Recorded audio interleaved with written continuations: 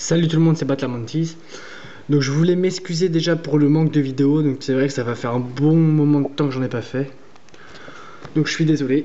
Mais bon voilà, donc on va commencer par un suivi d'élevage. Donc au niveau des hyménopus, donc ça grandit bien. Donc là j'ai mes premières femelles subadultes.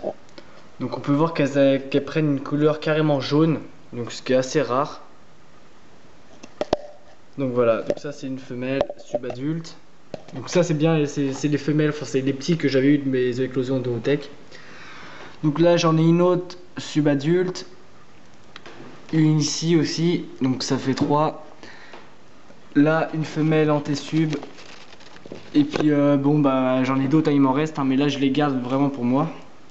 Donc voilà, donc là sinon un mâle subadulte. Donc au niveau des hyménopus, bah c'est super, ça se passe super bien. Là on peut voir d'autres femelles au stade juste avant d'être antésub. Donc voilà. Donc ça c'est super niveau hyménopus, je pense que je vais pouvoir faire une deuxième génération. Donc voilà. Donc on va se retrouver avec enfin là j'ai pas toutes mes hyménopus, ça c'est surtout mes femelles qui sont là parce qu'elles sont chauffées par le radiateur et ça accélère leur développement. Mais sinon il me reste plein de mâles, hein. Donc j'en ai une bonne quinzaine, donc ça c'est pour être sûr de réussir l'accouplement. Donc voilà. Donc on va se retrouver avec le reste de l'élevage. Hop, donc voilà, donc là je suis de retour donc dans ma pièce d'élevage. Donc là c'est comme vous pouvez voir, j'ai plein de petites menthes. Donc en fait c'est mon Hotech de Hierodula majuscula qui a éclos. Donc c'est vrai que j'en ai beaucoup, mais j'en ai pas autant que j'espérais. Donc je dois en avoir une centaine. Mais enfin par rapport à la taille du cocon, j'en ai pas énorme. Donc là on peut voir une première L2 qui est là. Bon je suis désolé, on voit vraiment rien. Mais je vais pas ouvrir parce qu'il y a beaucoup de drosophiles, hein. J'ai mis un pot et puis il risquerait de partir. Donc voilà. Donc là j'en élève une centaine en groupe. Et sinon j'en mets quelques-uns dans des pots. Donc voilà, ils sont par 4 ou 5 comme là. Donc voilà. Donc affaire à suivre, hein, parce qu'apparemment c'est une espèce où il y a beaucoup de mortalité dans les premiers stades. Donc j'attends de voir ce que ça va donner. Et je pense que j'en vendrai, hein, s'il m'en reste beaucoup. Donc voilà. Donc là c'était le terrarium où il y avait les Cnemidophilum citrifolium. Donc mon couple est mort, mais bon, il aura duré super longtemps au stade adulte, donc 10 mois pour la femelle et 9 pour le mâle. Donc je trouve ça assez impressionnant pour un insecte. Donc voilà. Donc les œufs de Cnemidophilum citrifolium n'ont toujours pas éclos. Donc là je les ai mis dans de la tourbe. Et j'attends les éclosions, mais franchement je sais pas si ça va éclore, mais bon j'espère. Parce que pour certains ça va faire beaucoup de temps qu'ils sont en incubation. Donc voilà, donc affaire à suivre. Sinon donc dans l'autre terrarium là, j'ai rien, si ce n'est encore quelques hyménopus. Parce qu'en fait j'en ai un peu partout, pour être franc j'en ai un peu partout dans la maison. Donc voilà, donc là des hyménopus. Donc ça c'est deux petites femelles. Sinon, alors j'ai eu une nouvelle acquisition, donc c'est des Pseudocreobota walbergi, donc une espèce que j'avais déjà élevée. Donc voilà. Mais alors là j'ai un spécimen mais d'une couleur, mais tout simplement mais magnifique. Il est carrément jaune-vert. Donc non bah comme par hasard, on va rien voir.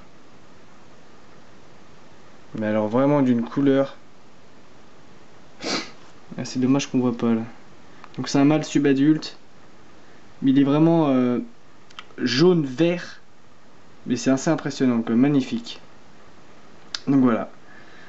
Donc ça, ouais on va, même pas de mise au point, rien. Mais bon, voilà, donc magnifique, super espèce, donc j'espère pouvoir la continuer.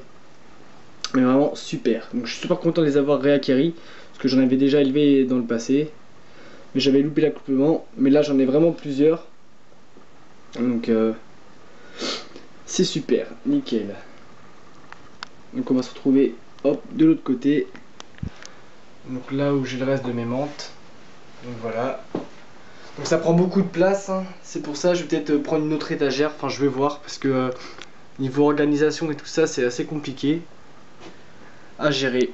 Donc voilà. Donc là on est dans le terrarium des Heterochaeta orientalis. Donc j'ai une femelle qui m'avait pondu un Hotech, donc là au fond, puis dessus elle est morte, mais j'ai pas comment vu d'accouplement, donc je peux pas savoir s'il est fécondé. Bah, je vous le montrerai plus en détail tout à l'heure. Donc là voilà. Donc sinon là j'ai un autre, enfin mon nouveau couple qui est passé adulte. Donc voilà, donc eux je vais pas tarder à les faire se reproduire, mais c'est une espèce qu'il faut attendre assez longtemps. Donc voilà. Hop, donc désolé ça a coupé, donc voilà, navré. Donc là on continue avec les Deroplatis dessicata. Donc là c'est ma femelle subadulte. Donc superbe espèce, hein, vraiment magnifique au niveau du camouflage. Enfin, je suis étonné, j'en avais jamais élevé, mais franchement, il n'y a rien à dire quoi. C'est vraiment, ça imite vraiment la feuille morte. Donc c'est vraiment hyper intéressant. Donc voilà, et encore elle n'est pas encore adulte, hein, elle est subadulte. Mais je pense que c'est une espèce d'assez grande taille parce que quand je vois la taille que fait la femelle subadulte, c'est vraiment façon grande quoi. Donc voilà, donc sinon, hop, on passe au Popas Purca. Donc là, comme vous pouvez voir, j'ai plusieurs boîtes. Donc là, c'est toutes les L4, L5. Donc là, j'ai des femelles, des mâles. Donc voilà, donc celles-là, je les garde hein, pour ma prochaine génération. Hop, donc voilà. Donc pareil, hein, superbe espèce. Donc la femelle, enfin toujours en vie, ce sont ces petits. Donc pareil, hein, super impressionnant, ça vit longtemps et ça n'arrête franchement pas de pondre. Donc elle a dû me faire 5 Chaotech facilement celle-là et l'autre pareil.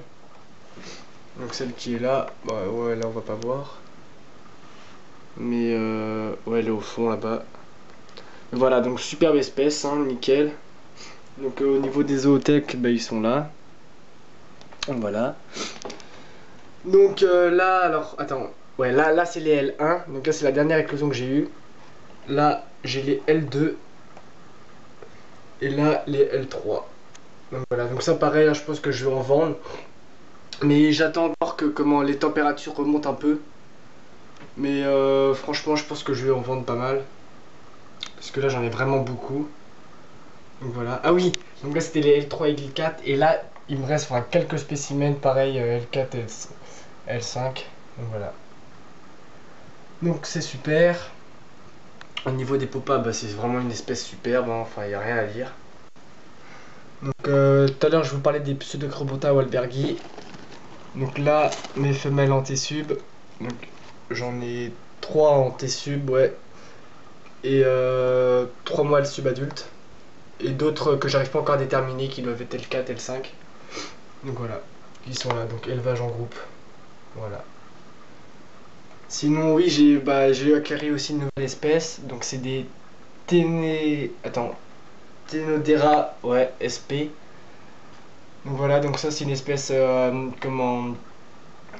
asiatique. Donc peut-être essayer de vous la montrer. Hop. Donc si je fais ça, parce que la lampe elle tient pas. Donc attendez, je vous coupe et je vous la montre plus en détail. Hop, donc voilà. Donc là c'est un mâle subadulte. Donc superbe, hein, enfin magnifique. Pareil, lui aussi, pareil, il prend une couleur jaune-vert, donc assez intéressante. Donc voilà. Donc ça c'est pareil, c'est une espèce peu commune dans les élevages. Donc par contre celle-là, c'est une espèce je trouve assez fragile. Parce que comme là on va pas le voir, mais il a l'abdomen complètement qui se tord en deux quand il se met à la verticale.